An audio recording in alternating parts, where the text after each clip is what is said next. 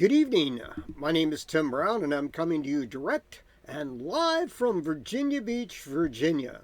This video is going to be the introduction to my fifth week paper for current trends in educational technology, which is EDC 568 at Concordia University out of Portland, Oregon.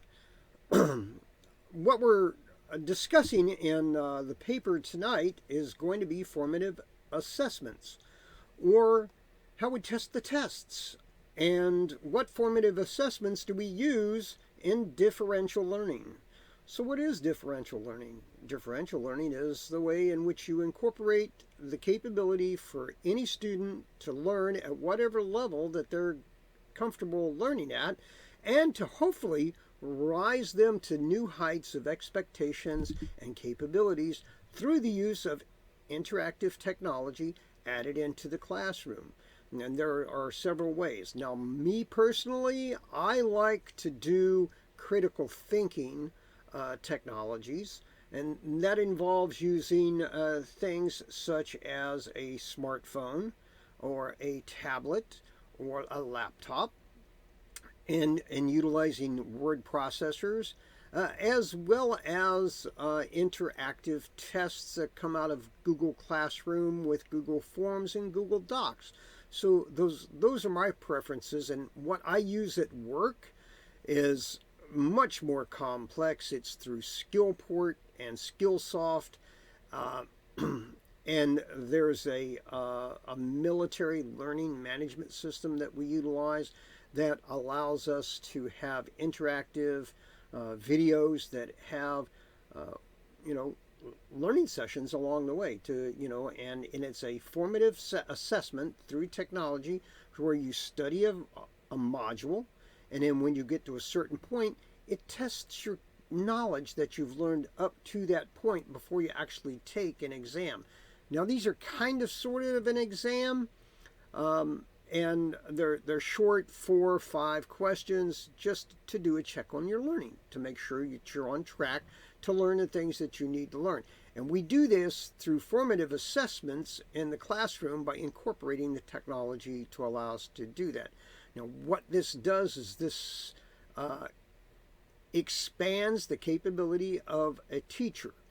Now, I'm of the firm opinion that because technology is growing and developing, that we're not just going to be limited to one teacher in the classroom. And this is the tough part, because we're having difficulty finding teachers as it is to put them in the classroom. And we're also raising the stakes and raising the certification criteria, and it's becoming increasingly more difficult to become a teacher.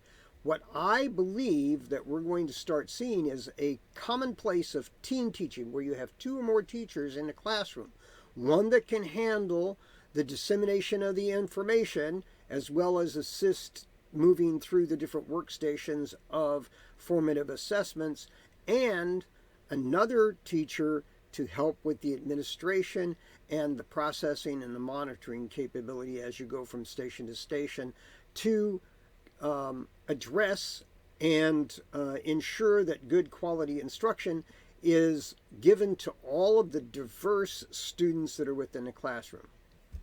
Now, what I did with my paper, since I don't actually teach in the classroom per se in public education, I decided to go with a coaching point of view. And that's what my paper is based upon, is a coaching point of view and the different formative assessments that I use to interact with new teachers or current teachers. What I do currently is I am an academic counselor. I help students to decide how to develop their path along the area of educational goals and desires to achieve the things that they want to achieve, whether it be from the educational point of view or a corporate point of view, medical, whatever the case is. I help them design and develop that special education plan and pick and choose schools, universities, colleges that are going to best fit their needs. Now, I have behind me the background. I have over 11 years experience in the classroom.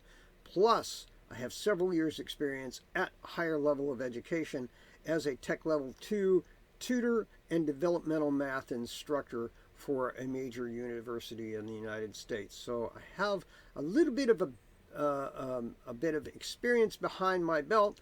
I don't consider myself anything spectacular. However, I'm headed in that direction, and I want to help other people head in that same direction. So I will cut this short. As I said, we'll go ahead and look at the paper, which is on coaching, and some of the questions that I ask and some of the processes that I use in order to do formative assessments for my individual that I'm coaching, whether it be in a public or a private setting, whether it be an educational setting or in a business type setting. These are the things that I follow through, because it's some of the counseling techniques that I use with the students that I speak with in a virtual counseling session. I hope you enjoy. Again, thank you very much for watching. Have a great evening. God bless. And we'll see you on the next side. Bye.